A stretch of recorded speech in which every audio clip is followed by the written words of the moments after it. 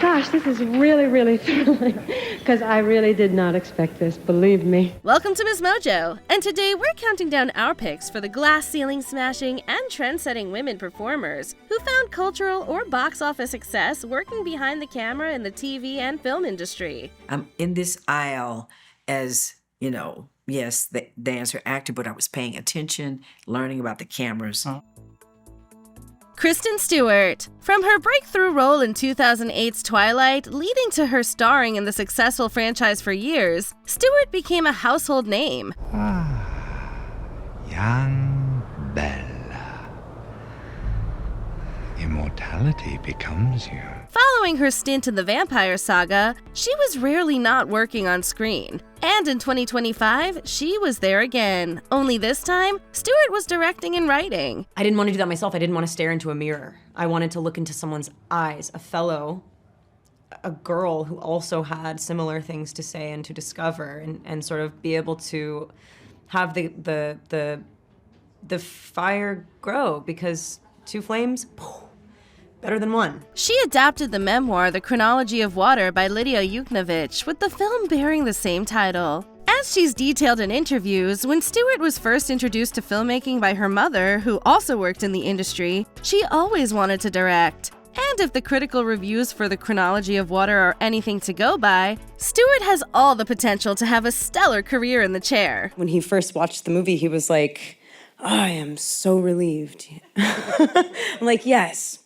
Because he did take a gamble. It was not a proven fact before it happened at all. Penny Marshall. On your mark, get set and go now. Got a dream and we just know now. We're gonna make that dream come true.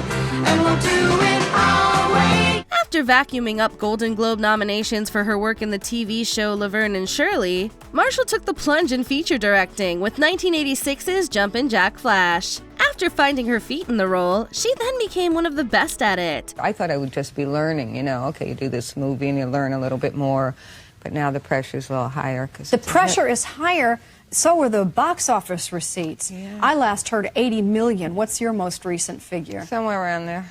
Yeah? That is that unprecedented for a woman director? I hear that too. On top of her work getting many Oscar nominations, Marshall reportedly became the first woman director to bring in over $100 million at the US box office with 1988's Big. Speaking of that production, if it wasn't for Marshall's work in Big and 1992's A League of Their Own, perhaps Tom Hanks might not have his legendary career if it wasn't for her. Sadly, in 2018, Marshall passed away, leaving behind a legacy any director would be jealous of. It's not a bad life. I've had a very charmed and lucky life for myself.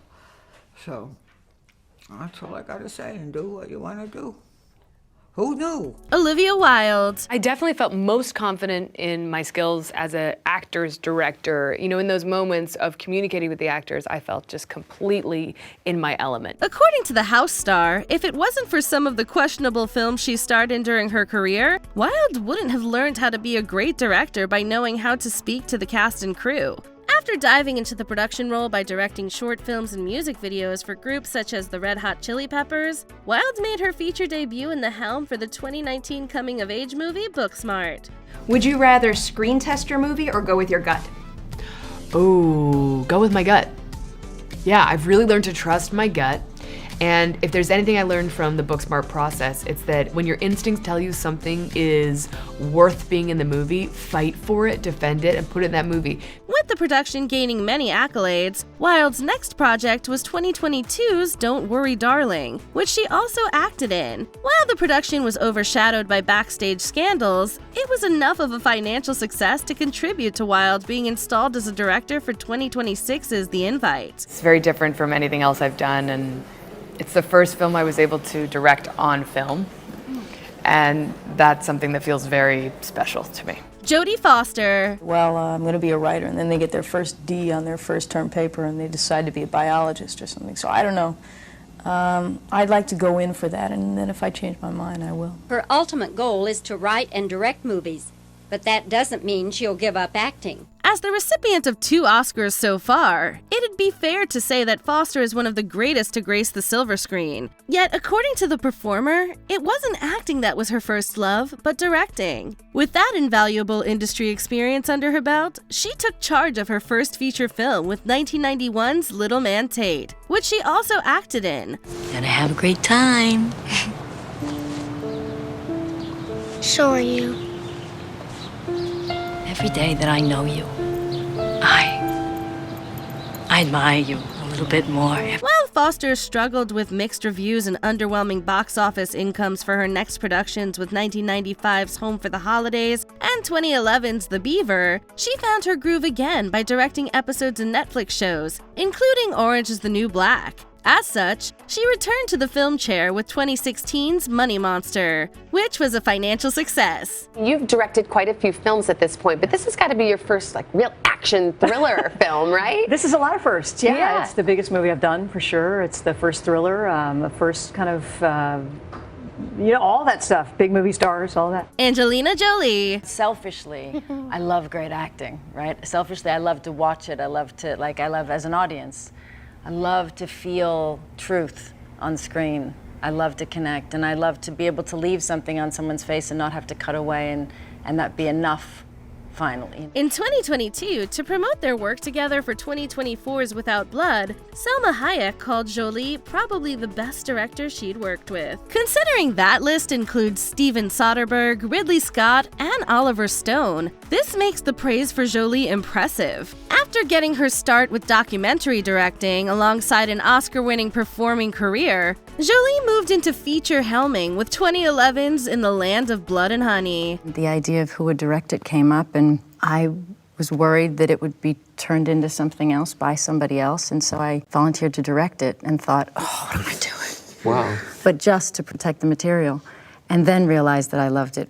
This led to her directing 2014's Unbroken, which not only received multiple Oscar nominations, but was also a box office hit. Since then, Jolie has focused on smaller productions, still raking in positive reviews. Fun fact, had acting and being an auteur not worked out, Jolie would have been a different type of director, one in charge of funerals. This should be a celebration of life, and since I'm not afraid of death and I was comfortable with it, I thought this would be a great career path for me. I could throw these parties. I could make this better. I could do a thing here. We need more people like that. It shouldn't be that. It's my fallback career now. Elizabeth Banks. I've been on a lot of movie sets and worked with a lot of incredible directors. I've also worked with a lot of some directors that I don't consider as extraordinary, and you learn as much in those experiences, if not more, about what actors sort of need and what's required in terms of leadership on a set. With a stellar career in comedy, Banks eventually reached a point when she felt frustrated, underused, and bored with the acting work coming her way. So, hoping to lead the change for women to become auteurs, she stepped behind the camera for a segment in 2013's movie 43. And it really sucks that it had to be in front of all you idiots. Dad, call Mom and tell her to meet us at home. Off to a rough start with one of the worst films of all time, Banks quickly turned it around with 2015's Pitch Perfect 2, which she also acted in. This led to her directing and writing the new addition to the popular franchise Charlie's Angels in 2019. While the movie failed to capture the audience's imagination, Banks' work with 2023's Cocaine Bear became a cultural phenomenon. This is all about what is our legacy that we're leaving behind? How do we care for our kids? How do we take care of each other? That the movie has a lot of heart when it comes, when it boils down. Maggie Gyllenhaal. With her mother and father having worked as film directors, you could see the role was in Gyllenhaal's genes. The Golden Globe-winning and Oscar and Emmy-nominated actor got her feature directing start with 2021's The Lost Daughter. When women make movies, which we haven't had all that much opportunity to do, that it looks different. And there might be a different kind of set of genres that start to come into play when women are making more movies. So, ours is a thriller, but it's also a lot of other things. Based on Elena Ferrante's novel, not only was Gyllenhaal at the helm, but she also wrote and produced the film. The experience not only gave her the hope and desire that actors could be honest with her, but also allowed her to feel like a director. Which is terrifying. My movie comes out in a couple days, It's scary to have it all out there, but it also feels great because it is what I meant to say. As far as debut films go, Gyllenhaal's was a resounding success. Along with the critical praise and many accolades, the production was nominated for multiple Oscars and Golden Globes. Gyllenhaal will continue her directional rise with 2026's The Bride. There's nothing left to do now but live. Regina King. It's not an easy feat to get to the point, to get to the space of actor and people regarding your directing hyphenate as something that's not a thing that you're doing out of vanity. In possession of an Oscar, a Golden Globe, and multiple Emmys for her acting work, King is one of the monarchs of the industry. On top of starring in Southland, she was able to dip her toe into the directing world with an episode. This opened a door that led to King taking charge of many TV shows and films. Yet her biggest success came in 2020 with One Night in Miami. I wanted to do a story that was a love story that was set on an historic backdrop, and I expressed that to my agent, and he brought this. And while it isn't a romantic love story, it's definitely a love letter to the Black man's experience. Based on Kemp Powers' stage play, the movie received many accolades, including 3 nominations for both the Golden Globes and Oscars. Due to this, King established herself as a director that the industry should be watching for the future. There is something very special about infusing your own experiences into a story. That's what makes it unique, fresh, and it makes it have a true perspective. Barbra Streisand. Probably no entertainer has mastered as many crafts as Streisand. After dominating the music and acting worlds in 1983, she became an auteur with Yentl. At that time, remember, it was harder for women to get to direct movies then, and I felt like I was really responsible. I felt responsible if this movie was really a flop. A lot of women, a lot more women couldn't get jobs as a director. So a lot was riding on it. With Streisand acting, directing, writing, and producing the production, it was nominated for 4 Oscars, winning 1. Yet the biggest feather in her cap was winning the Golden Globe for Best Director, becoming the first woman to do so. It calls on everything you've ever seen or felt or known or heard. It was really the highlight of my life. My professional life. It didn't even taper off for Streisand's next production, 1991's The Prince of Tides, which led to 7 Oscar nominations. To date, her final directed film was 1996's The Mirror Has Two Faces. This movie resulted in 2 Oscar nods and 4 Golden Globe nominations, with 1 win. Since then, Streisand has used her experience to encourage more women to direct. A very special woman, very dear, very intelligent, and I'm wildly impressed by you. Well, I'm impressed by you too. Oh, how sweet. Because Thank behind that laugh of yours is a lot going on. Before we unveil our top pick, here are a few honorable mentions. Drew Barrymore. From child actor to award-winning A-list star, Barrymore directed 2009's Whip It. I've been through, extraordinary things with my own mother.